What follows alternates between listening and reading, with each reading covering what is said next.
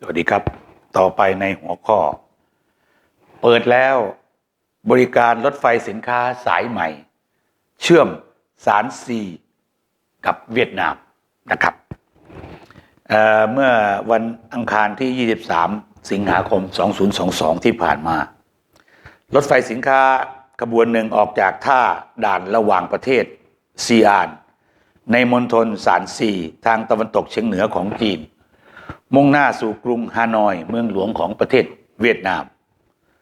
นับเป็นเส้นทางรถไฟสินค้าจีนเวียดนามสายแรกที่เชื่อมโยงซานซีกับเวียดนามอย่างนี้ครับผมให้นึกภาพง่ายๆประเทศไทยมีสมมุติว่า76จังหวัดแต่ละจังหวัดก็พยายามที่จะส่งออกสินค้าไปที่จีนเพราะฉะนั้นแล้วก็จังหวัดตนเองก็ใช้บริการขนสินค้ามาขึ้นรถไฟและจากรถไฟก็ขนเข้าไปที่จีนแต่ละจังหวัดก็จะพยายามประชาสัมพันธ์ผลงานของจังหวัดของตนนะครับว่าได้เริ่มเดินรถแล้วขบวนแรกแล้วจากจังหวัดตนเข้าไปยังจีนในจีนก็เช่นเดียวกันเมื่อมณฑลใดนะครับเขตใดที่ประสบความสำเร็จในการส่งสินค้าในพื้นที่ของตนนะครับจังหวัดของตน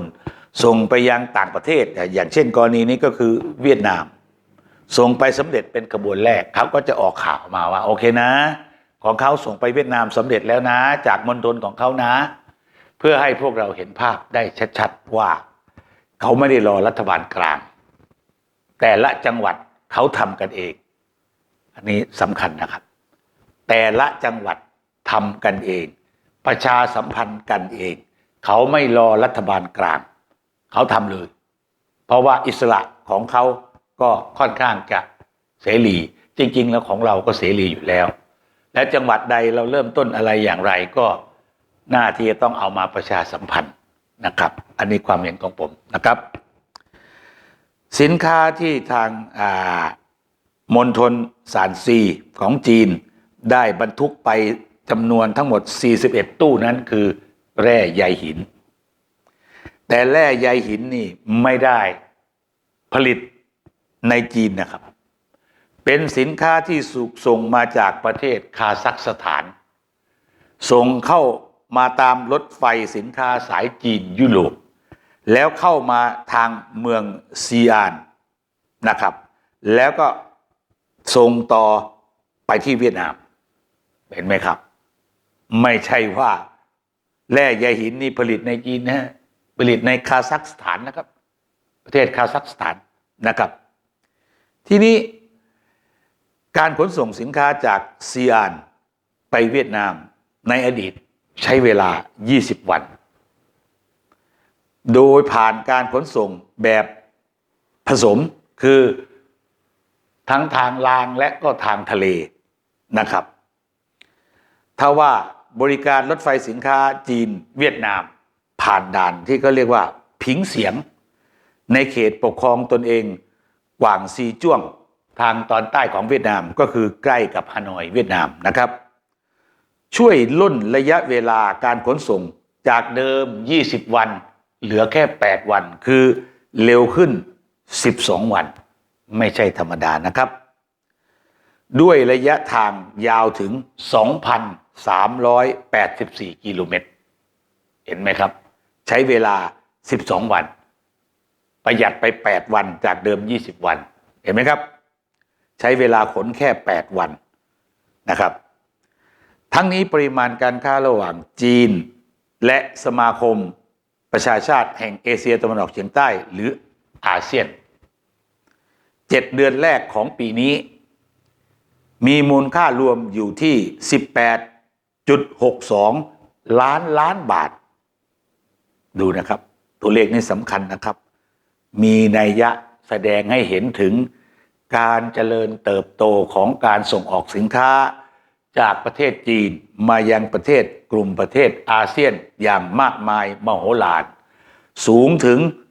18.62 ล้านบาทไม่ใช่ธรรมดานะครับและนะครับโดยการใช้บริการรถไฟสายใหม่ นะครับระหว่างจีนลาวไทยและจีนเวียดนาม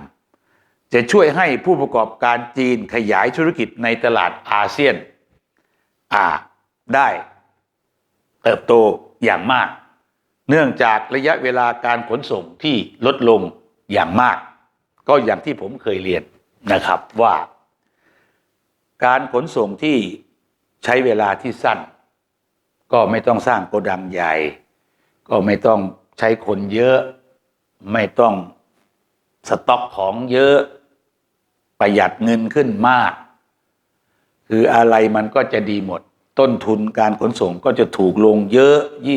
20-30%เมื่ออะไรก็ถูกลง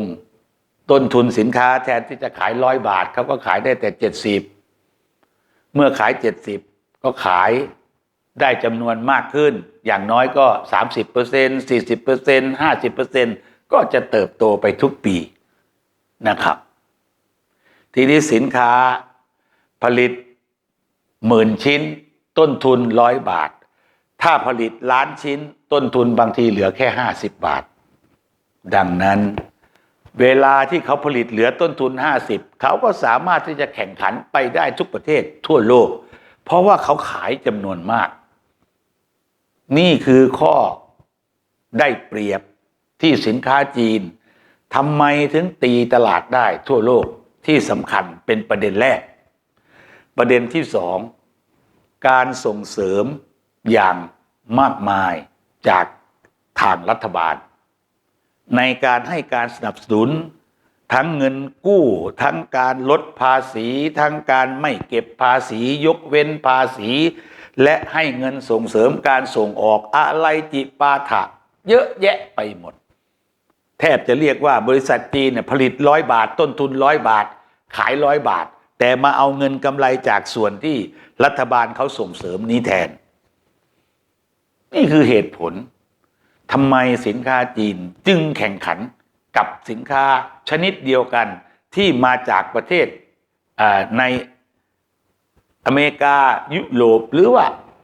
อาเซียนชนะหมดเพราะเหตุผลที่ผมกล่าวมานี้ดังนั้นรู้เขารู้เราถึงจะสามารถแข่งขันกับเขาได้ในอนาคตไม่อย่างนั้นก็มีแต่เจ๊งแหละครับตายหมดเพราะว่าเราไม่รู้เขาและประเด็นข่าวต่างๆที่ผมได้หยิบยกขึ้นมาเล่าสู่เพื่อนสมาชิกทั้งหลายให้ได้ฟังกันนั้นเป็นประเด็นข่าวซึ่งผมมองไปที่อนาคตทั้งสิ้นเพื่อที่จะแก้ปัญหาให้กับ SME หรือผู้ประกอบการแม้กระทั่งรายใหญ่ว่าถ้าคุณไม่ตระหนักถึงสิ่งต่างๆเหล่านี้คุณจะมีปัญหานะในอนาคตซึ่งบางครั้งมันสายเกินไปที่จะแก้สวัสดีครับ